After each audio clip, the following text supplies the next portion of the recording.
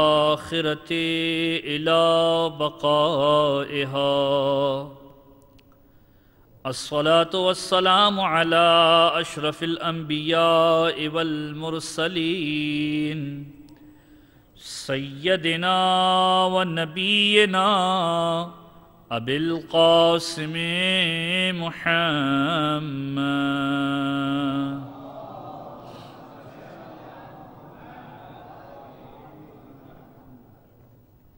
وعلى أهل بيته الطيبين الطاهرين المعصومين المظلومين. دعائے سلامتی امام زمانہ. بسم اللہ الرحمن الرحیم. اللہم کن لولیک الحجۃ ابن الحسن صلواتک علیہ وعلی آبائہ فی ہذہ الساعة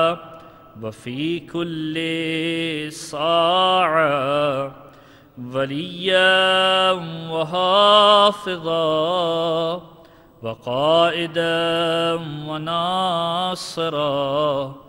ودلیلا وعینا حتی تسکنہ ارضک طوعا وتمتعہ فیہا طویلا.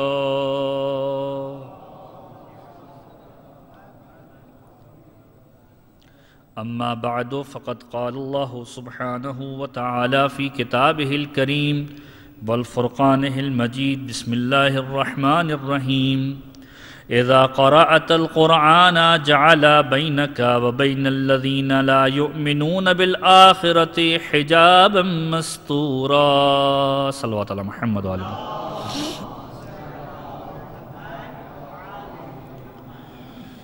سامعین کرام قدر مختصر سی گفتگو کے لیے قرآن کریم کی جس آیت کو سرنامہ کلام کے طور پر پیش کیا گیا، سورہ اسراء ترتیب کے اعتبار سے قرآن مجید کا 17 سورہ اور اس کی آیت نمبر غالباً 15. ارشاد رب العزت ہو رہا ہے وہ معیار کہ جو غیبت امام زمانہ کے عنوان سے بیان کیا گیا کہ غیبت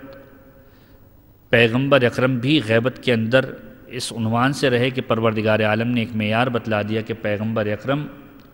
جب قرآن کریم کی تلاوت کیا کرتے تھے تو دشمنان محمد سے محفوظ ہو جایا کرتے تھے. کہ قرآن کریم بیان فرما رہا ہے کہ اذا قرأت القرآن، کہ جب تم قرآن کریم کی تلاوت کرتے تھے یا تم قرآن کریم کی تلاوت کرتے ہو، جعلنا بینک و بین الذین لا یؤمنون بالآخرۃ، تو پروردگار عالم تمہارے اور ان لوگوں کے درمیان کہ جو آخرت پر ایمان نہیں رکھتے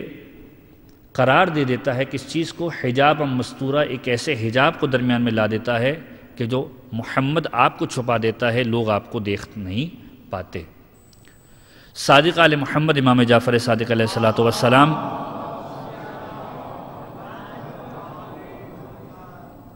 کی بارگاہ کے اندر جب حضرت جابر جعفی کے جو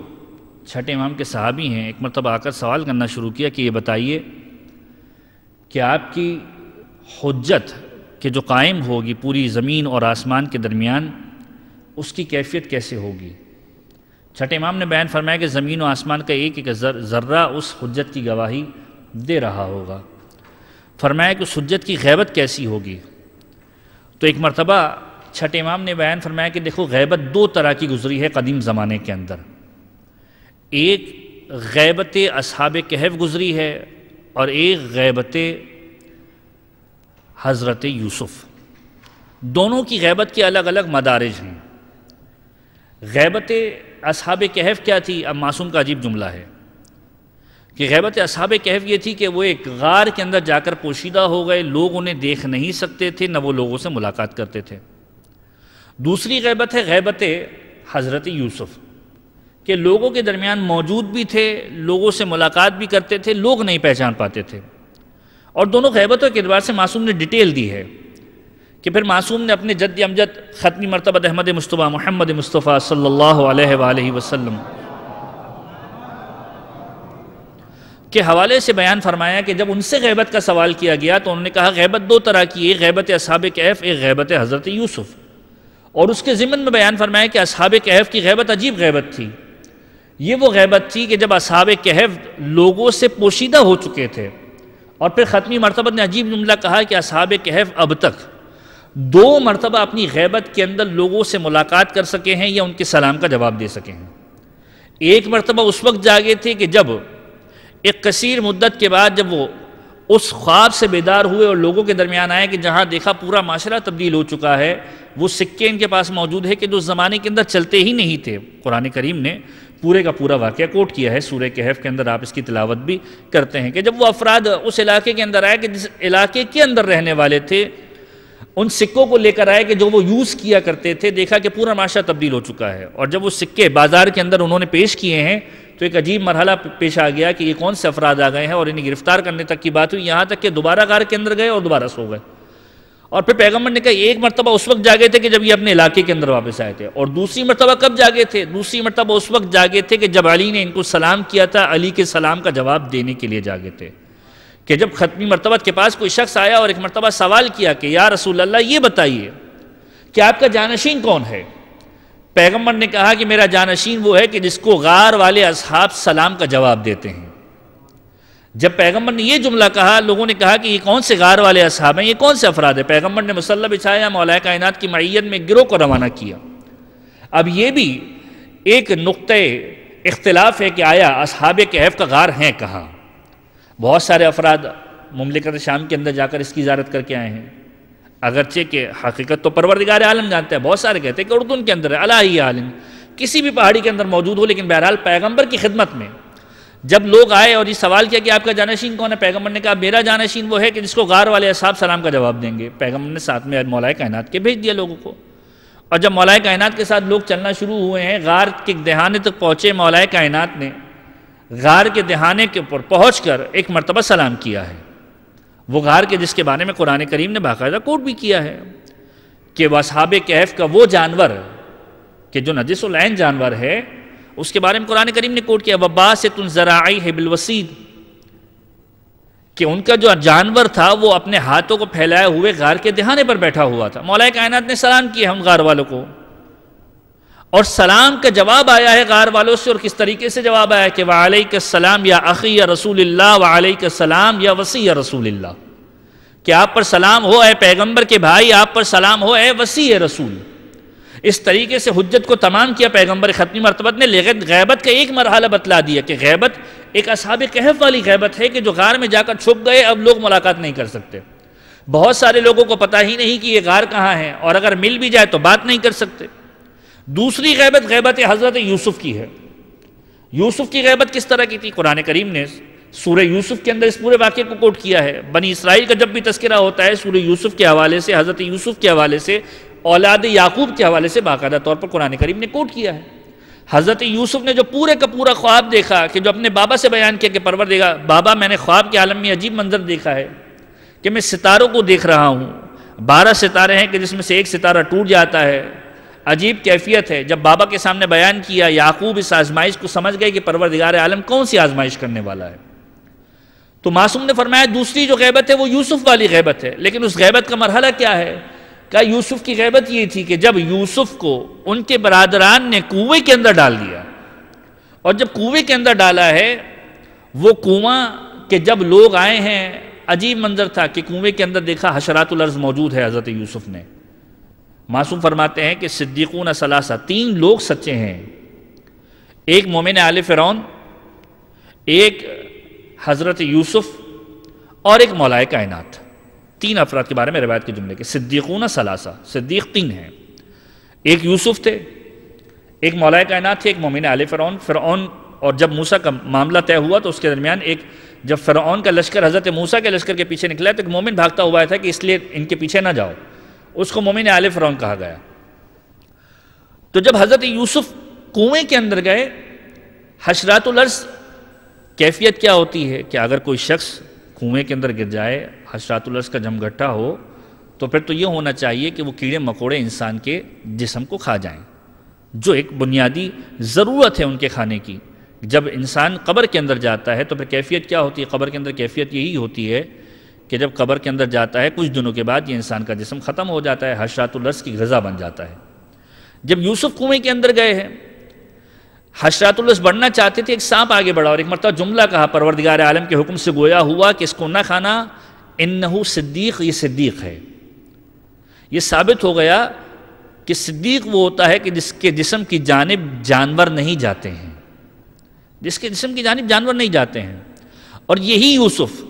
جب ان کو کنویں سے نکالا گیا، یہاں تک کہ اس کیفیت کے اندر آ گئے کہ عزیز مصر بن گئے۔ اب جو غیبت کا مرحلہ ہے، جب عزیز مصر بن گئے اور پورے عرب کے اندر جب قحط پڑ گیا اور غلہ لینے کے لیے ان کے برادران کے جو 11 بھائی تھے وہ آئے ہیں، بھائی کو نہ پہچان سکے، حالانکہ بھائی سامنے موجود تھا، وہ بڑے بھائی کی جن کی آغوش میں یوسف نے پرورش پائی ہے،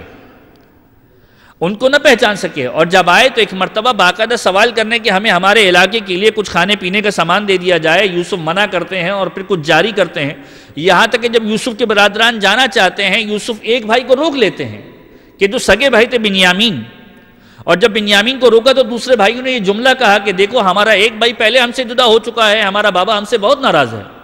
اگر یہ بھائی بھی ہم چھوڑ کر چلے گئے تو ہمارا بابا ہم سے بات کرنا چھوڑ دے گا، کیونکہ ایک بھائی کو ہم پہلے کھو چکے ہیں۔ ان تمام باتوں کے باوجود بھی حضرت یوسف کے بھائیوں نے یوسف کو نہ پہچانا، حالانکہ سامنے موجود تھے، دو بدو گفتگو کر رہے تھے، ان سے مانگ رہے تھے۔ ان تمام مراحل کے باوجود یوسف کے بھائیوں نے نہ پہچانا۔ معصوم فرماتے ہیں کہ ہمارے مہدی کی غیبت اسی طریقے سے ہوگی، ہمارے مہدی کی غیبت اسی طریقے سے ہوگی۔ جس طریقے سے یوسف کے بھائیوں نے یوسف کو نہیں پہچانا، ہمارے چاہنے اور ماننے والے بھی ہمارے مہدی کو نہیں پہچان سکیں گے۔ مہدی سے ملاقات کریں گے، مہدی سے کاموں کو کروائیں گے، مہدی سے گفتگو کریں گے، لیکن انہیں معلوم نہیں ہوگا کہ اپنے زمانے کے امام سے ملاقات کر رہے ہیں، زمانے کے امام کی معرفت نہیں حاصل کر سکیں گے۔ ایک مرتبہ درود پڑھ دیجئے محمد و آل محمد۔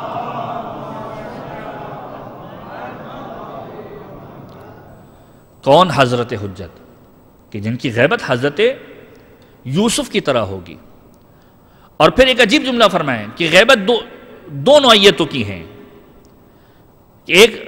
غیبت اصحاب کہف، ایک غیبت حضرت یوسف۔ اس میں بتلا دیا کہ ہمارے مہدی کی غیبت یوسف کی طرح ہوگی کہ لوگ ملاقات بھی کریں گے، لیکن پھر دوسرا جملہ بھی کہا، یاد رکھو ہمارے مہدی کی غیبت یوسف کی طرح بھی ہوگی اور موسیٰ کی طرح بھی ہوگی،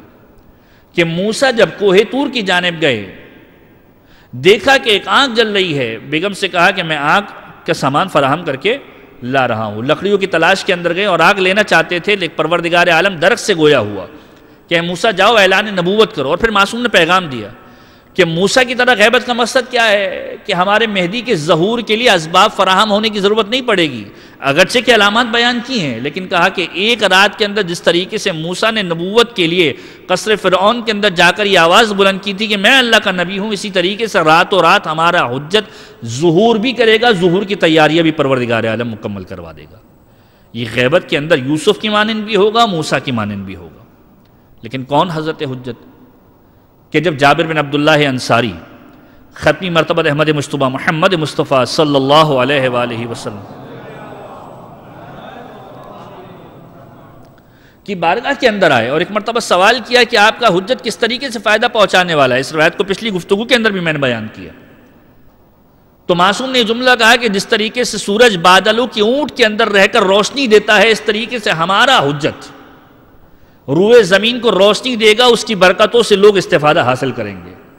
کہ جس طریقے سے سورج اگر بادلوں کے پیچھے چلا جائے، لوگوں کو معلوم ہوتا ہے کہ اندھیرا نہیں ہے، روشنی ہے، یہ ہمارا مہدی روشنی کی مانند ہے، اگرچہ کہ بادلوں کی اونٹ کے اندر موجود ہوگا۔ جس طریقے سے زمین سورج کا فائدہ اس وقت اٹھاتی ہے کہ جب بادلوں کے پیچھے چھپا ہوا ہوتا ہے، ہمارے مہدی کا فائدہ بھی اسی طریقے سے اٹھایا جائے گا، اسی کی وجہ سے نعمتیں ملیں گی، اسی کی وجہ سے برکتیں نازل ہوں گی، اور وہی ہوگا جس کی وجہ سے روئے زمین قائم ہوگی، کیونکہ سٹ امام صادق آل محمد امام جعفر صادق علیہ السلام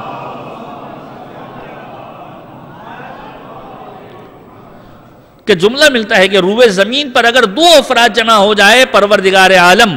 روئے زمین کے پورے نظام کو قائم کر کے رکھ سکتا ہے۔ ایک امام عادل، امام وقت، حجت خدا، اور دوسرا بندہ مومن، کہ اگر یہ دو افراد روئے زمین پر موجود ہوں، پروردگار عالم پوری کائنات کا نظام سنبھال کے رکھ سکتا ہے، ایک بندہ مومن کی وجہ سے اور ایک امام وقت کی وجہ سے۔ تو بیان فرمایا کہ یہ وہ مہدی ہے کہ جس کی وجہ سے زمین و آسمان کا نظام قائم ہے. اور یہی جملے ہم دعائیں ندوہ کے اندر بھی کہتے ہیں، جو انشاءاللہ کل صبح آپ تلاوت کریں گے کہ این السبب المتصل بین الارض والسماء. کہاں ہے وہ سبب، وہ وجہ کہ جس کی وجہ سے زمین اور آسمان ایک دوسرے سے ملے ہوئے ہیں، یہ پوری کائنات کا نظام چل رہا ہے. وہ مہدی یہ برحق معصوم فرما رہے ہیں کہ یہ مہدی وہ ہے کہ جس کے ذریعے سے پروردگار عالم نعمتیں دینے والا ہے. اور یہ بیان فرما دیا کہ یاد رکھو پروردگار عالم جو نعمتیں نازل کرتا ہے وہ کسی واسطے کے ذریعے سے کرتا ہے. آخری زمانے کے اندر جو لوگوں کو نعمتیں حاصل ہوگی وہ ہمارے مہدی حجت کی وجہ سے نازل ہوں گی. اور جو آخری زمانے کے اندر شکرانہ ادا کرنا چاہتا ہے اس کو اپنا رب مہدی برحق کے ساتھ جوڑنا پڑے گا تاکہ پروردگار کی بارگاہ میں شکرانہ ادا کر سکے. اور یہی وجہ ہے کہ مہدی حجت کی اس زمانے کے اندر پروردگار کی بارگاہ میں قریب آنے کے لیے طریقہ کار بتلایا گیا کہ پروردگار کی بارگاہ میں آنے کا کوئی راستہ فراموش نہ کیا جائے. لہذا جب عبادتوں کی بات ہوتی ہے، پروردگار عالم نے عبادتوں کے اندر بھی ایک عجیب لطافت رکھی ہے کہ جب معصوم سے پوچھا گیا کہ مولا کس طریقے سے ہمیں حق کے بارے میں معلوم چل جائے، ہمیں کس طریقے سے ہدایت مل جائے، معصوم نے فرمایا پروردگار عالم نے نماز کے اندر سورہ الحمد کی تلاوت کو رکھا ہے. سورہ الحمد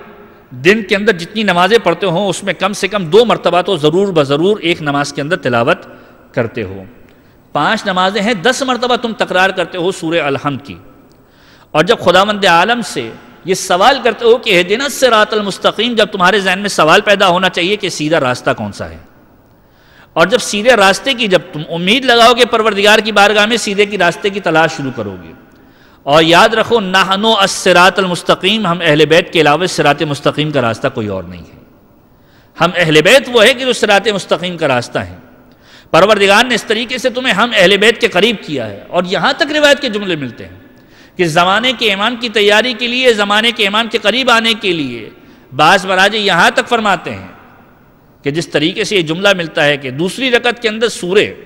اخلاص کا پڑھنا مستحب ہے، اسی طریقے سے پہلی رکعت کے اعتبار سے بعض مراجع، موجودہ مراجع کے فتوے کے اعتبار سے بات نہیں کر رہا، بعض مراجع قدیم مراجع فرماتے ہیں کہ سورہ انا انزلنا کی تلاوت کرنا بھی مستحب ہے پہلی رکعت کے اندر. وجہ کیا ہے کہ کم سے کم 5 مرتبہ دن کے اندر زمانے کے امام سے ایک رابطہ تو قائم ہوگا کہ جب سورہ قدر کے جملے کے اوپر پہنچ جائے گا کہ تنزل الملائکۃ والروح باذن ربہم من کل امر، کہ ملائکہ نازل ہوتے ہیں. یہ نہیں کہا جا رہا ملائکہ نازل ہوئے تھے، یہ کہا جا رہا ہے ملائکہ نازل ہوتے ہیں. تو کس پر نازل ہوتے ہیں؟ نبی موجود نہیں ہے، امام پردہ غیبت کے اندر ہے، یقیناً ماننا پڑے گا کہ حجت خدا پر نازل ہوتے ہیں، وہ پردہ غیبت کے اندر ہے. امر کو لے کے نازل ہوتے ہیں، حکم کو لے کے نازل ہوتے ہیں. جب امام حسن مصطفیٰ علیہ الصلوۃ والسلام سے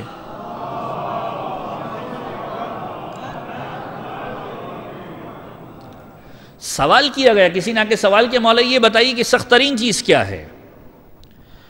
ایک مرتبہ مولا امام حسن مصطفیٰ نے جواب دیا کہ یاد رکھو سب سے سخت ترین چیز ہے پتھر. پتھر اگر کسی کو مار دیا جائے تو انسان پریشانی کی کیفیت کے اندر آ جاتا ہے. کہا مولا اس سے سخت کوئی چیز ہے؟ کہاں؟ اس سے سخت لوہا ہے کہ جس پتھر کو بھی ریزہ ریزہ کر دیا کرتا ہے. کہا مولا لوہے سے سخت کوئی چیز ہے؟ کہ لوہے سے سخت چیز پروردگار عالم نے آنکھ کو بنایا ہے کہ جب یہ لوہا آنکھ کے اندر جاتا ہے پگھل جایا کرتا ہے. کہ مولا آنکھ سے زیادہ کوئی سخت چیز؟ کہ آنکھ سے زیادہ سخت چیز پانی کو بنایا ہے کہ جب آنکھ کے اوپر پانی ڈال دیا جاتا ہے یہ آنکھ بجھ جاتی ہے. کہ مولا پانی سے زیادہ کوئی سخت چیز؟ کہ پانی اس سے زیادہ سخت چیز پروردگار عالم نے اس سے بہتر چیز یہ بنائی ہے کہ جب آسمان بارش برساتا ہے تو یہ پانی جمع ہوتا ہے، آسمان نہ ہو تو پانی نہ آئے. کہ مولا آسمان سے بڑھ کر کوئی چیز؟ کہ آسمان سے بڑھ کر وہ فرشتہ ہے کہ جو اس آسمان کو حکم دیتا ہے، بادلوں کو حکم دیتا ہے کہ تم چلنا شروع کرو. کہ مولا اس ملک سے، اس فرشتے سے بڑھ کر کوئی چیز؟ کہ اس فرشتے سے بڑھ کر یہ چیز ہے کہ اس فرشتے کے اوپر پروردگار عالم نے اس سے بڑھ کر ملک الموت کو رکھا ہے کہ اس فرشتے کو بھی موت آنی ہے. کہ مولا ملک الموت سے بھی بڑھ کر کوئی چیز؟ کہ ملک الموت سے بڑھ کر موت ہے کہ جو اس ملک الموت کو بھی آنی ہے. کہ موت سے بڑھ کر، کہ موت سے بڑھ کر ہمارا امر ہے ہمارا امر ہے کہ جو اس موت کے اوپر بھی آنا ہے، اور اسی لیے اس امر کو نازل کیا جاتا ہے روح الامین کے ساتھ شب قدر کے اندر اس حجت خدا کی طرف کہ جس کو صاحب الامر کہا جاتا ہے، اس کو صاحب الامر کہا جاتا ہے۔ یعنی اگر موت لکھی جا رہی ہے تو وہ صاحب الامر کی اجازت کے بغیر نہیں لکھی جا رہی، حاجی کا نام لکھا جا رہا ہے تو صاحب الامر کی اجازت کے بغیر نہیں لکھا جا رہا۔ اسی لیے ہمارے ولی الامر بھی مہدی حجت خدا ہیں، صاحب الامر بھی حجت خدا ہیں۔ ایک مرتبہ درود پڑھ دیجئے محمد و آل محمد پر۔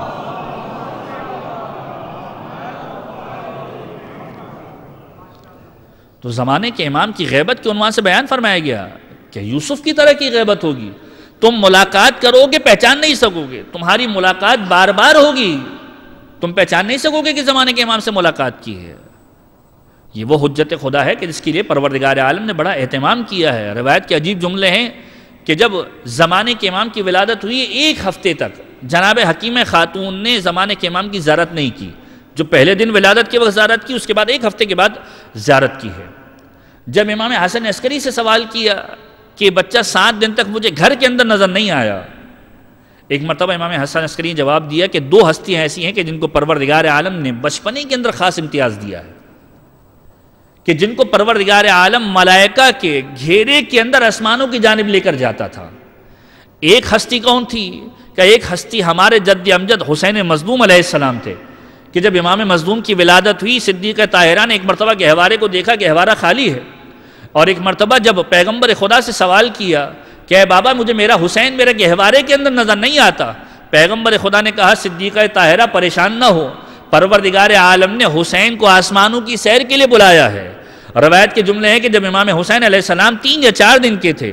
جب صدیقہ طاہرہ کو پیغمبر ختمی مرتبہ نے مخاطب ہو کر یہ جملہ کہا پروردگار عالم نے حسین کو آسمان کی سیر کے لیے بلایا ہے، اور عجیب جملہ کہا کہ زمین والوں نے حسین کی زیارت کر لی تھی، پروردگار چاہتا تھا کہ آسمان والے بھی حسین کی زیارت کر لیں، آسمان والے بھی حسین کی زیارت کر لیں۔ اور یہی مماثلت جو جد امجد کو حاصل تھی، امام زمانہ کو بھی حاصل ہوئی، کہ جب زمانے کے امام کی ولادت ہوئی ہے، پروردگار عالم نے 7 دنوں تک زمانے کے امام کو، روایت کے جملے ہیں بہار کے اندر یہ روایت موجود ہے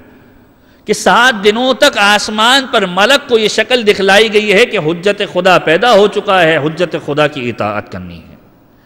کہ جو طریقہ کار حسین مظلوم کے لیے رکھا گیا وہی طریقہ کار زمانے کے امام کے لیے بھی رکھا گیا۔ اور اس کے بعد جب مولا سے یہ کہا گیا کہ زمانے کے امام کی کوئی ایک خاصیت بتلا دیجئے، غالباً چھٹے امام صادق آل محمد امام جعفر صادق علیہ السلام،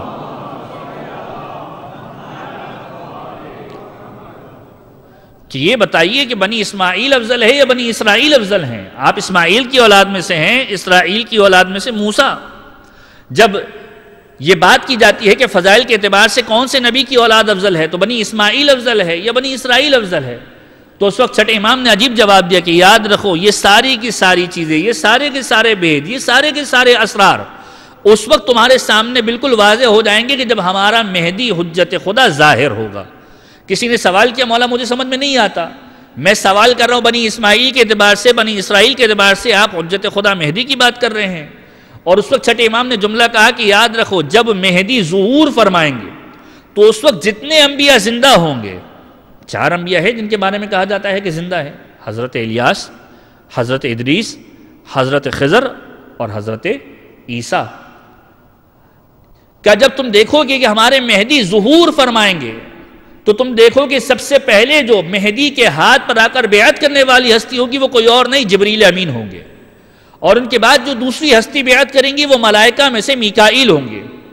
اور اس کے بعد حضرت عیسیٰ آئیں گے اور زمانے کے امام کے ہاتھ پر بیعت کریں گے۔ اور پھر معصوم نے بتلایا کہ اس دن یہ سارا کا سارا معاملہ ختم ہو جائے گا کہ بنی اسماعیل افضل ہیں یا بنی اسرائیل افضل ہیں۔ تم دیکھو گے کہ کون کس کو نماز پڑھائے گا، اگر عیسیٰ مہدی کو نماز پڑھا دے سمجھ لینا بنی اسرائیل افضل ہیں، اور اگر مہدی عیسیٰ کو نماز پڑھا دے تو سمجھ لینا بنی اسماعیل اور محمد مصطفیٰ کی نسل مطہر افضل ہے۔ یاد رکھو میں تمہیں ابھی سے بتلا رہا ہوں، عیسیٰ نہ فقط ہاتھ پر بیعت کریں گے بلکہ یہ جملہ کہیں گے تقدم ابن رسول اللہ، اے ابن رسول آپ نماز تو قائم کیجئے، میں آپ کی اقتداء میں نماز کو پڑھنے والا ہوں،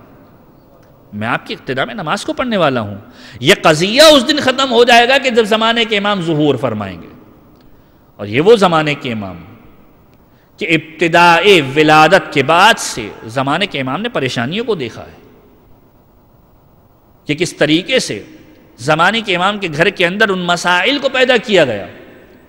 جو مسائل چوتھے امام کے زمانے میں اس وقت پیدا کیے گئے کہ جب واقعہ کربلا رونما ہو چکا، جو ایک مماثلت چوتھے امام اور امام زمانہ کے اعتبار سے بیان کی جاتی ہے کہ دونوں کے چچاؤں نے ظاہری اعتبار سے دعوی امامت کیا۔ محمد حنفیہ کے اعتبار سے کہا جاتا ہے کہ انہوں نے دعوی امامت اس لیے کیا کہ سید سجاد کی فضیلت کو بتلا دیا جائے، اور امام حسن عسکری کے بھائی جعفر کہ جن کو جعفر کذاب بھی کہا جاتا ہے، جعفر طواب بھی کہا جاتا ہے۔ جعفر کذاب اس لیے کہا جاتا ہے کہ لوگوں نے دیکھا کہ وہ امامت کے مرحلے پر کھڑے ہیں اور لوگوں سے کہہ رہے کہ میں امام وقت ہوں، اس لیے کذاب یعنی جعفر، وہ جعفر کے جو جھوٹا ہے۔ جعفر طواب اس لیے کہا جاتا ہے کہ جب زمانے کے امام نے باقاعدہ آ کر اس وقت کہ جب امام حسن عسکری کا جنازہ موجود تھا، حضرت جعفر کو دامن سے پکڑ کر کھینچا اور کہا یہ وہ حق ہے کہ جسے مجھے ادا کرنا ہے، میں جنازہ پڑھاؤں گا اپنے بابا کا۔ اس کے بعد ایک مرتبہ لوگوں کے سامنے یہ کہا ہے کہ میں امام وقت نہیں ہوں، توبہ کی ہے، اس لیے جعفر طواب کہا جاتا ہے۔ بعض روایتیں یہ کہتی ہے کہ حضرت جعفر نے جو امام حسن عسکری کے بھائی تھے اس لیے سارا کا سارا معاملہ بتلایا کہ لوگوں پر واضح ہو جائے کہ حجت خدا کون ہے۔ علی یہ حال، لیکن دونوں معصومین کی سیرت کے اندر یہ جملے ملتے ہیں کہ چوتھے امام جب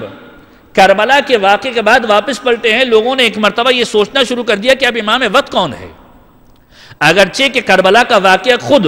حجت خدا کی دلیل تھی، چوتھے امام کی امامت کی دلیل تھی کہ ثانی زہرا نے کس طریقے سے آ کے چوتھے امام سے سوال کیا ہے کہ آیا ہم خیموں میں جل کر مر جائیں یا باہر نکل آئیں، لیکن اس کے باوجود کچھ لوگ ایسے تھے کہ جو محمد حنفیہ کی امامت کے قائل ہونے لگے تھے، اور محمد حنفیہ نے بھی باقاعدہ طور پر لوگوں سے کہا کہ تمہیں معلوم ہونا چاہیے حجت خدا کون ہے۔ لہذا ایک دن ایسا معاملہ ہوا کہ محمد حنفیہ بھی ساتھ میں موجود ہیں، چوتھے امام بھی ساتھ میں موجود ہیں، اور ایک مرتبہ محمد حنفیہ لوگوں کو بتلانے کے لیے، کیونکہ محمد حنفیہ کا کردار واقعا عظیم کردار ہے تاریخ اسلام کے اندر، لوگوں کو بتلانے کے لیے چوتھے امام سے مخاطب ہوتے ہیں کہ حجت خدا کون ہے، اور چوتھے امام کہتے ہیں ابھی واضح ہو جائے گا، چچا جان آئیے چلتے ہیں، حجر اسود کے پاس جاتے ہیں۔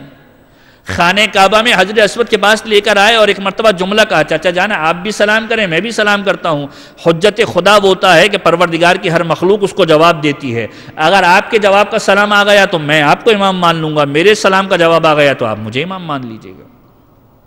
اور پھر محمد حنفیہ کو لے کے خانہ کعبہ کی اس دیوار کے پاس کہ جہاں پر حجر اسود کو نصب کیا گیا ہے گئے ہیں، جا کر سلام کیا ہے، محمد حنفیہ کا جواب نہیں آیا، حجر اسود سے جواب آیا وعلیک السلام یا حجت اللہ، کہ آپ پر سلام ہوا ہے حجت خدا۔ اور زمانے کے امام کا معاملہ بھی یوں ہی پیش آیا کہ جب زمانے کے امام نے اس دامن کو کھینچا کہ جو جعفر کا دامن تھا، کہ جب امام حسن عسکری کا جنازہ سامنے موجود تھا، یہ بات تو واضح ہونی چاہیے کہ امام کی نماز جنازہ امام وقت ہی پڑھاتا ہے، امام کی نماز جنازہ امام وقت ہی پڑھاتا ہے، چاہے کوئی بھی معصوم ہو، نماز جنازہ معصوم ہی پڑھایا کرتا ہے۔ لہذا امام حسن عسکری کا جنازہ سامنے رکھا گیا، جعفر کھڑے ہو گئے نماز پڑھانے کے لیے، دیکھا کہ ایک چھوٹا سا بچہ کمرے سے باہر آیا ہے اور ایک مرتبہ دامن کھینچ کر یہ جملہ کہتا ہے کہ اے چچا جعفر وہ کام نہ کریں کہ جس کے آپ اہل نہیں ہیں، یہ کام میرا کام ہے، میں حجت خدا ہوں، بابا کا جنازہ میں ہی پڑھانے والا ہوں۔ لوگوں کے سامنے آشکار ہو گیا کہ حجت خدا کون ہے، حجت خدا کون ہے۔ لہذا غیبت کے اعتبار سے جو سب سے پہلے مرحلے پر پریشانی ڈالی جاتی ہے وہ ڈالی جاتی ہے کہ ان کے زمانے کا امام موجود ہی نہیں ہے، اور اس کو تاریخ نے اس طریقے سے بتلا دیا کہ جب امام حسن عسکری کا جنازہ ہوا تو امام زمانہ آ کر امام حسن عسکری کے جنازے کو پڑھا کر گئے، لوگوں نے دیکھا کہ کوئی آیا کہ جو جنازے کو پڑھا کر گیا، لہذا اس بات کا انکار تو نہیں ہو سکتا کہ حجت خدا موجود نہیں، ہاں کہاں ہے یہ الگ سوال ہے۔ جیسا کہ میں نے بتلایا کہ غیبت یوسف کی مانند ہوگی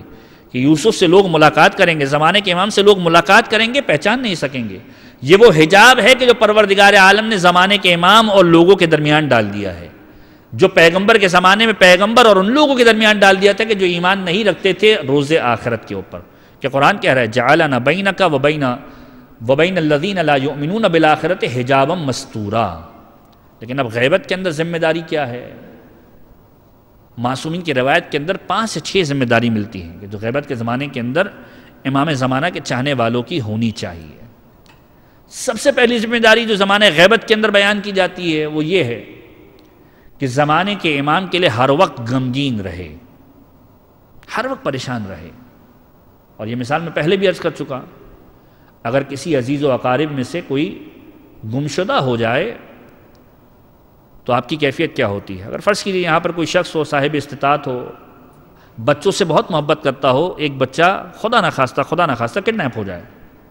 کیفیت کیا ہوگی؟ جب تک بچہ ریکور نہیں ہو جاتا اس کی سانس میں سانس نہیں آنے والی، اس کی پریشانی ختم نہیں ہونے والی، ہر لمحہ جی رہا ہوگا، ہر لمحہ مر رہا ہوگا. ہاں اگر فرض کرے خدا نخواستہ پتہ چل جائے کہ دنیا سے رخصت ہو گیا، اطمینان آ جائے گا کہ اب ہمارے درمیان موجود ہی نہیں ہے. لیکن اگر معلوم ہو کہ زندہ ہے لیکن مل نہیں رہا تو ایسی صورت میں کیفیت کیا ہوگی؟ ایسی صورت میں کیفیت یہ ہوگی کہ ہر گزرنے والا وقت اس کو اپنے بچے کی یاد دلا رہا ہوگا. ہماری محبت کا لیول زمانے کے امام کے ساتھ کیسا ہونا چاہیے؟ ہماری محبت کا لیول زمانے کے امام کے ساتھ ایسا ہی ہونا چاہیے کہ ہر گزرنے والا وقت ہمیں اپنے والی و وارث کی یاد دلائے کہ تمہارا زمانے کا امام غیبت کے اندر ہے، تم سے پوشیدہ ہے، تمہاری کیفیت زمانے کے امام کے بارے میں کیسی ہے، آیا ان کے لیے غمگین ہو یا نہیں ہو. یہ وہ کام ہے کہ جس کو معصومین کی روایتوں کے اندر جملہ ملا ہے کہ معصوم جو آخری حجت خدا ہے اس کے لیے غمگین ہونا یہ ذمہ داریوں میں سے ہے. دوسری ذمہ داری یہ ہے کہ خود زمانے کے امام کے لیے جو روایتوں کے جملے بھی ملتے ہیں، سلامتی کی دعا کرو. دعائے سلامتی امام زمانہ، دعاؤں کا جو اسلوب اہل بیت اطہار نے ہمیں سکھلایا ہے وہ کسی اور جگہ سے ہمیں نہیں ملا کہ امام زمانہ کو اپنی دعاؤں کے اندر فراموش نہ کرو. جس طریقے سے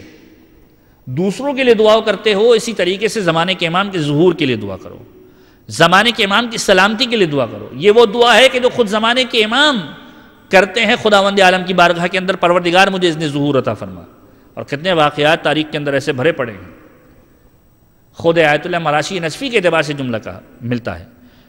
کہ کچھ صاحبان ایمان ایسے ہیں کہ جن کی ملاقات ہوئی قدیم زمانے کے اندر، اور جب ملاقات ہوئی زمانے کے امام سے سوال کیا مولا آپ ظہور کیوں نہیں فرماتے؟ مولا نے کہا یہ اسرار الہی میں سے ایک راز ہے، پروردگار کے رازوں میں سے ایک راز ہے جس کو پروردگار عالم جب میرا ظہور ہوگا تو آشکار کرے گا. کہا مولا ہم کیا کریں؟ کہا تم بھی دعا کرو، میں بھی دعا کر رہا ہوں،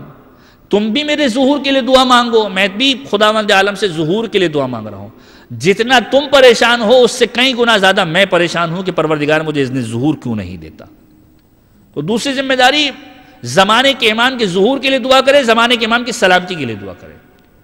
تیسری اہم ترین چیز زمانے کے امام کا انتظار کرے.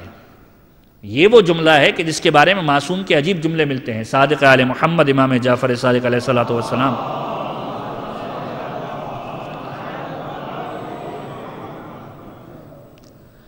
عجیب جملہ ارشاد فرماتے ہیں انتظار الفرج افضل العبادہ. زمانے کے امام کا انتظار کرنا اہم ترین عبادت ہے. کہ جب صادق آل محمد سے سوال کیا گیا، ایک مرتبہ پیغمبر ختمی مرتبت کی مثال دی، اور پیغمبر کی مثال دینے کے بعد یہ جملہ کہا کہ پیغمبر نے ایسے لوگوں کے ایمان کو کہ جو زمانے کے امام کے زمانے کے اندر ایمان لے کر آئے ہیں ان کو قابل تعجب ایمان قرار دیا ہے. یہ جملہ چھٹے امام کا جملہ ہے کہ جو ایک دن گزارے زمانے کے امام کے انتظار کے اندر، اس زمانے کے اندر ان کی مثال اسی طرح کی ہے، ان کا اجر یہی ہے کہ جس طریقے سے وہ لوگ جو پیغمبر کے ساتھ جنگ بدر کے اندر بدر کی جنگ میں حصہ لے کر اجر پاتے تھے خداوند عالم کی بارگاہ میں، زمانے کے امام کے انتظار کرنے کے اندر ایک دن گزارنے کا اجر ویسا ہی ہے جو جنگ بدر میں جنگ کرنے کا ثواب ہے. یہ زمانے کے امام کی غیبت کے اندر ذمہ داری ہے کہ انتظار کرے. اور پھر بیان فرمایا کہ یاد رکھو جو ظہور امام کی آس پر امید پر اپنی زندگی کو گزار دے، جب اس دنیا سے رخصت ہوگا اور زمانے کے امام ظہور فرمائیں گے، ایک مرتبہ زمانے کے امام انہیں قبروں سے باقاعدہ آواز دے کر بلائیں گے. اس کی مثال ویسی ہی ہے کہ جب حضرت نوح 2500 سال کی زندگی پائی اور جب کشتی کو تعمیر کر رہے تھے، خاتون بار بار آ کر سوال کرتی تھی حضرت نوح سے کہ نوح کشتی تعمیر ہو گئی، دیکھو جب کشتی تعمیر ہو جائے اور چلنے لگی مجھے فراموش نہ کر دینا. ہر روز آ کر حضرت نوح سے سوال کیا کرتی تھی، اور نوح کا ایک ہی جواب ہوتا تھا کہ جب کشتی تعمیر ہو جائے گی تمہیں ساتھ میں لے کر جاؤں گا. ایک عرصے تک خاتون آ کر حضرت نوح سے سوال کرتی رہی کہ مجھے فراموش نہ کر دینا. ایک دن حضرت نوح نے جملہ کہا کہ یاد رکھو جب کشتی تعمیر ہو جائے گی تم نے اپنی ذمہ داری کو پورا کر دیا، اب میں حجت خدا ہوں، جب تعمیر ہو جائے گی طوفان آئے گا تمہیں ساتھ میں لے کر جانا میری ذمہ داری ہے، تم نے مجھے یاد رکھا اب تمہیں یاد رکھنا میری ذمہ داری ہے۔ زمانے کے امام بھی یہی بیان فرما رہے ہیں کہ جو میرے انتظار میں رہے، میری امید لگا کر رکھے اور میرے لیے اسباب کو فراہم کرے، اگر اس دنیا سے رخصت ہو جائے گا، تم میرا انتظار کر رہے تھے، میں ظہور کے بعد تمہارا انتظار کروں گا کہ تمہیں بلایا جائے گا کہ اب قائم ہو چکا ہے، اب زمانے کے امام کی نصرت کے لیے آ جاؤ۔ اور اس کے بعد جو چوتھی اہم ترین ذمہ داری بیان کی جاتی ہے، جو روایتوں کا ماحصل بھی ہے، 8ویں امام امام علی بن موسیٰ رضا علیہ السلام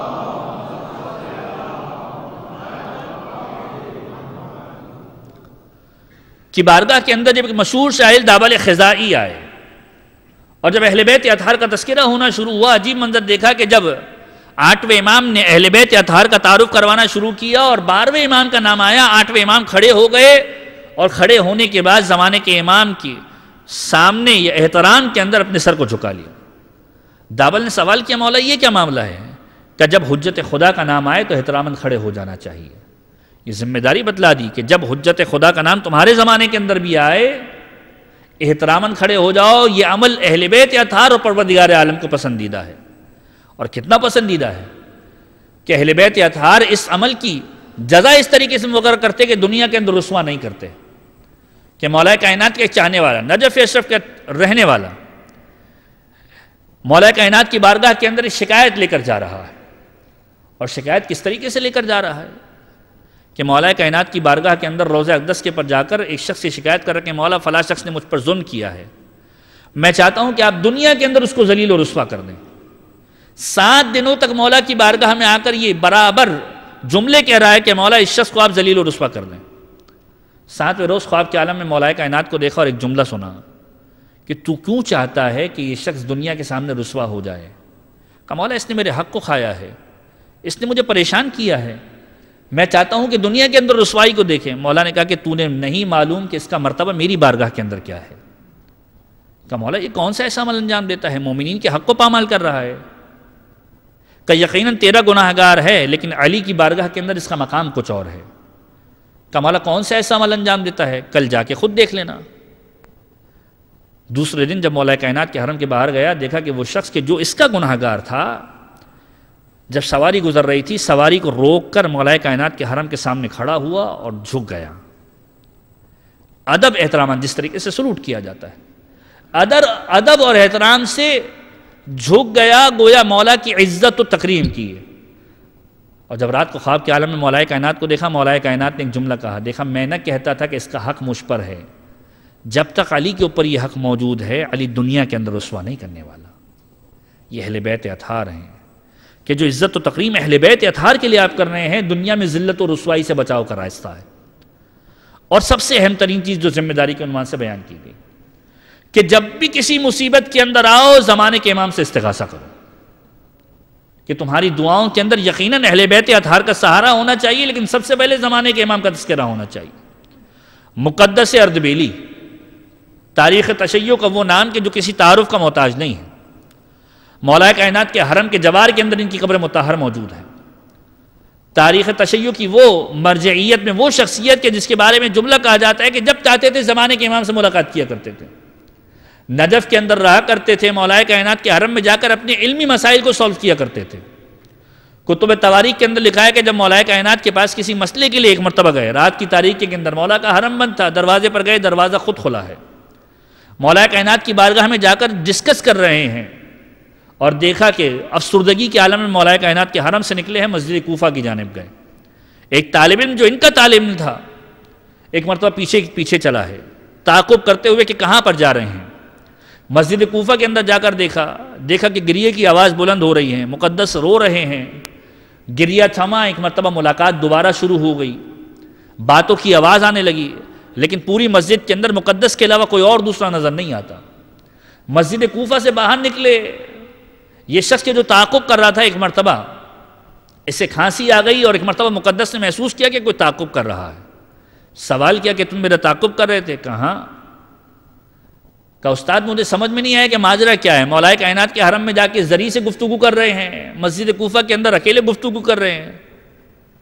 کہ ماجرا یہ ہے کہ ایک علمی مسئلہ ایسا درپیش تھا کہ جس کا حل چاہتا تھا، اور جب حل چاہتا تھا میں نے چاہا کہ حل اس کا تلاش کروں، مولا کائنات کے حرم میں گیا، مشکل کشا کی بارگاہ کے اندر، اور جب مولا کائنات کی بارگاہ میں گیا، مولا کائنات نے عجیب جملہ کہا کہ اے مقدس اپنے زمانے کے امام سے رابطہ کیوں پیدا نہیں کرتے؟ میں نے کہا مولا آپ مشکل کشا ہیں، آپ جد ہیں ان کے۔ کہ یقیناً میں جد ہوں، لیکن جب تمہارے زمانے کا امام حیات ہے تو اس کی بارگاہ میں کیوں نہیں جاتے؟ کہا مولا مجھے پتا بھی تو ہو کہ جاؤ مسجد کوفہ میں جاؤ، مسجد کوفہ میں تمہارے زمانے کا امام موجود ہے، اور جب زمانے کے امام کی بارگاہ میں مسجد کوفہ میں آئے، زمانے کے امام نے پہلا شکوہ ہی یہ کیا، اے مقدس جب تک میرے بابا نے تمہیں نہیں بھیجا تم مجھ سے ملاقات کے لیے بھی نہیں آئے۔ اور جب میں نے سوال کیا کہ مولا مجھے معلوم ہی نہیں کہ آپ کہاں پر موجود ہوتے، کس طریقے سے آپ سے ملاقات کروں، مقدس سے ایک جملہ کہا جو واقعاً پوری تاریخ تشیع کے لیے جملہ ہے کہ یاد رکھو جب بھی کسی پریشانی کے اندر آ جاؤ، کسی مقام پر ڈھونڈنے کی ضرورت نہیں ہے، مجھے خلوص دل کے ساتھ ایک مرتبہ پکار لو، تمہارا امام تمہاری زیارت کے لیے آ جائے گا، تمہارا امام تمہاری زیارت کے لیے آ جائے گا۔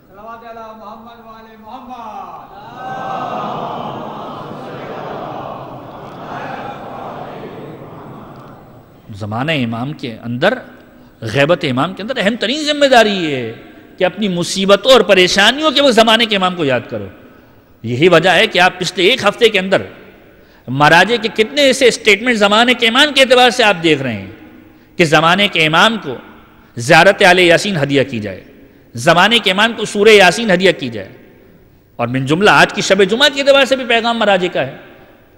کہ زیارات مقامات مقدسہ کی حفاظت کے لیے اور خود ظہور امام کے لیے، امام زمانہ کی سلامتی کے لیے آیت اللہ سیستانی کا بیان جو آیا کہ سورہ یاسین کی تلاوت کی جائے، جو انشاءاللہ ہم اس مجلس کے بعد فوراً سورہ یاسین کی تلاوت کریں گے اور زمانے کے امام کو ہدیہ کریں گے، کہ یہ وہ عمل ہے کہ جو زمانے کے امام کے قریب ہونے کا عمل ہے، کہ کوئی کام ایسا انجام دیا جائے جو زمانے کے امام کی قریب ہونے کا معیار قرار پائے۔ اور اہل بیت اطہار نے طریقہ سکھلایا ہے، دعاؤں کا اسلوب اہل بیت اطہار نے سکھایا ہے، اور اگر اہل بیت اطہار نہ ہوتے تو ہم اپنے مرحومین کے لیے بھی مغفرت کا سامان نہ کر سکتے۔ یہ اہل بیت اطہار ہیں کہ جنہوں نے ہمیں طریقہ سکھلایا ہے، یہ اہل بیت اطہار ہیں کہ جنہوں نے ہمیں یہ روش سکھلائی ہے کہ اہل بیت کا وسیلہ وہ وسیلہ ہے جو ان لوگوں کے بھی کام آنے والا ہے جو اس دنیا سے رخصت ہو چکے ہیں۔ چونکہ اصال ثواب کے مدلے سے لہذا دو جملوں کا تذکرہ اس عنوان سے بھی ہو جائے کہ معصوم کا ہی جملہ ہے کہ مومن کا حق مومن پر یہ ہے کہ جب اس دنیا سے گزر جائے تو اس کی قبر کی زیارت کے لیے جائے۔ صادق آل محمد امام جعفر صادق علیہ السلام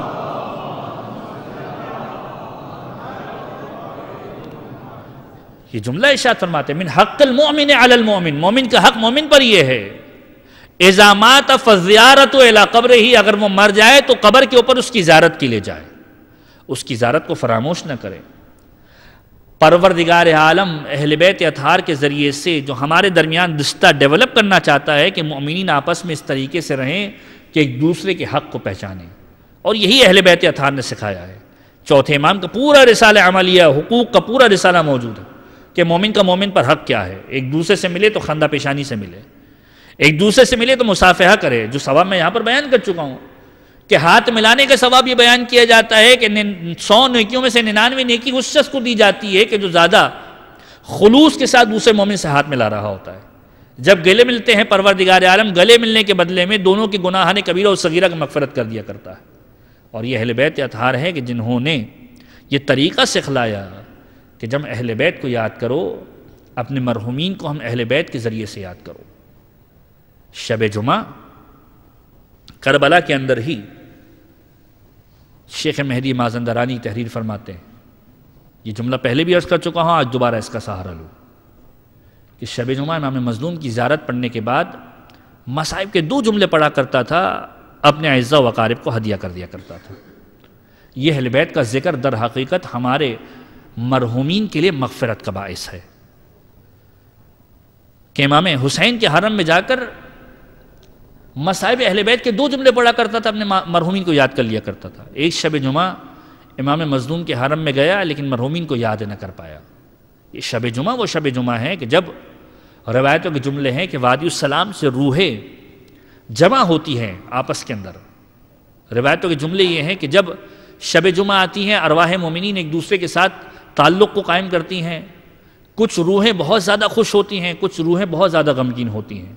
خوشی کے عالم میں وہ ارواح ہوتی ہیں کہ جن کے بارے میں یہ معلوم چل جاتا ہے کہ ان کے اعزاء و اقارب نے آج شب جمعہ ان کے لیے کوئی تحفہ بھیجا ہے، کہ آج ہمارے مرحومین نے ہمیں یاد کیا یا نہیں کیا۔ ایک سورہ الحمد، ایک سورہ اخلاص، کوئی چھوٹا سا جملہ جو اہل بیت علیہ السلام کی بارگاہ میں پیش کر رہے ہو، خداوند عالم کی بارگاہ میں پیش کر رہے ہو، اس کے ذریعے سے مرحومین کو یاد کریں۔ شیخ مہدی لکھتے ہیں کہ جب امام مظلوم کی بارگاہ کے اندر 2 جملے مسائل پڑھا کرتا تھا، اپنے والدین کو یاد کر لیا کرتا تھا۔ ایک شب جمعہ ایسی آئی کہ جب میں نے والدین کو خواب کے عالم میں دیکھا کہ والدین عجیب عالم کے اندر ہیں، بال بکھرے ہوئے ہیں، اور مجھے مخاطب کر کے کہتے ہیں کہ اے مہدی، آج کی شب تو نے ہمیں تحفہ نہیں بھیجا جو ہر شب جمعہ بھیجا کرتا تھا۔ اور جب میں نے کہا کہ وہ کون سا تحفہ تھا جو میں بھیجا کرتا تھا، کہ جب بھی تو امام حسین کی زیارت کو پڑھا کرتا تھا، مصائب کے جملے پڑھا کرتا تھا، ہمیں یاد کر لیا کرتا تھا۔ آج تو نے ہمیں فراموش کر دیا، آج ساری ارواح کے پاس ان کے تحائف موجود ہیں، ہمارے تحائف موجود نہیں۔ یہ اہل بیت علیہ السلام کا وہ صدقہ ہے کہ جو ہم مرحومین کی جانب بھیج سکتے ہیں۔ اور وہ کون اہل بیت کہ جس کے بارے میں خود زمانے کے امام نے گریہ کیا ہے۔ جب علامہ ہلی سے ملاقات ہوئی اور علامہ ہلی نے یہ سوال رکھا تھا، زمانے کے امام کی معرفت حاصل نہیں کر پائے تھے، پہچان نہیں پائے تھے کہ زمانے کے امام سے ملاقات ہوئی ہے، اور جب یہ سوال کیا تھا کہ کیسے ممکن ہے کہ حسین پر بہائے جانے والے ایک آنسو کے بدلے میں پروردگار عالم جنت دے دے، زمانے کے امام نے یہی تو جملہ کہا تھا کہ یاد رکھو،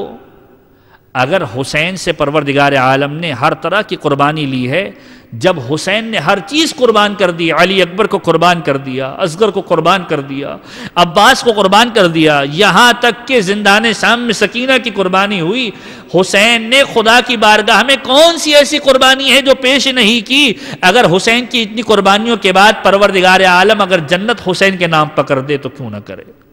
میرے بابا نے کوئی ایسی قربانی نہیں ہے جو خداوند عالم کی بارگاہ میں نہ پیش کی ہوگی۔ پروردگار عالم کی بارگاہ میں ہم سب دعا گو ہیں، پروردگارہ یہ ماہ مبارک کے جو اختتام کی جانب بڑھ رہا ہے، اور آج کی گفتگو کے بعد اب اگلی گفتگو جو شب جمعہ کی باقی ہے، آخری گفتگو ہوگی ہماری اس سفر کی، اور اس کے بعد انشاءاللہ روز ہفتہ جو اگلی شب جمعہ کے بعد ہے انشاءاللہ مولانا محمد علی نقوی صاحب ماہ مبارک رمضان کے دروس سے خطاب فرمائیں گے۔ پروردگار عالم کی بارگاہ میں دعا ہے، پروردگارہ ماہ مبارک رمضان سے پہلے ماہ مبارک شعبان یہ وہ مہینہ ہے کہ جو اپنے اعمال کو پروردگار کی بارگاہ میں بلند کرنے کا مہینہ ہے۔ پروردگارہ اگرچہ کہ ہم اپنے اعمال کو پروردگار کی بارگاہ میں ابھی تک بلند نہیں کر سکے، پروردگار اگر ابھی تک بلند نہیں کر سکے، پروردگار آج کی شب کے اندر جو بہترین تقدیر تو کسی چاہنے ماننے والے کی مقرر کرتا ہے، ہماری تقدیر کو معین فرما۔ پروردگارہ ہمارے مرحومین کی گناہان کبیرہ و صغیرہ کی مغفرت فرما۔ پروردگارہ ہمارے مرحومین کی گناہان کبیرہ و صغیرہ کی مغفرت فرما۔ پروردگارہ ہمارے والدین کی گناہان کبیرہ و صغیرہ کی مغفرت فرما۔ پروردگار ہم ناقص ہیں، ہماری عبادتیں ناقص ہیں، ہمارے اعمال ناقص ہیں، ہماری عزاداری ناقص ہے۔ پروردگار ہماری عبادت ناقص ہے، ہمارے عزاداری ناقصہ کو، ہمارے اعمال ناقصہ کو اپنی بارگاہ کے اندر اپنی قدرت کاملہ کے ذریعے سے اپنی بارگاہ میں مقبول و منظور فرما۔ پروردگارہ جو مومن جو حاجت لے کر آیا ہے، یہ اہل بیت کی محفل وہ محفل ہے کہ جو قبولیت کی محفل ہے۔ پروردگار جو حاجت جس مومن کے دل کے اندر موجود ہے، پروردگار اس کی جائز شرعی حاجات کو پورا فرما۔ پروردگار اس فرش عزا پر جو بھی پریشان حال موجود ہے، پروردگار اس کی پریشانیوں کو دور فرما۔ پروردگار اہل بیت کے چاہنے اور ماننے والے جہاں کہیں بھی موجود ہے، پروردگار ان کی جان مال عزت و آبرو کی حفاظت فرما۔ پروردگار اہل بیت کے چاہنے اور ماننے والے دنیا کے کسی کونے کے اندر بھی موجود ہیں جو پروردگار دشمنان اسلام کے خلاف پروردگار برسر پیکار ہے، پروردگار ہر ایک اہل بیت کے چاہنے ماننے والے کو کامیابی عنایت فرما۔ پروردگار ظلم و ظالم سے تنگ آ چکے ہیں، ظلم و ظالم سے انتقام لینے کے لیے اپنی آخری حجت اور ہماری سب سے اہم ترین دعا، پروردگار زمانے کے امام کے ظہور میں تعجیل فرما، ہمیں ان کے اعوان و انصار میں شمار فرما۔ ربنا تقبل منا انك انت السميع العليم وتب علينا بحق محمد وآلہ الطاہرین۔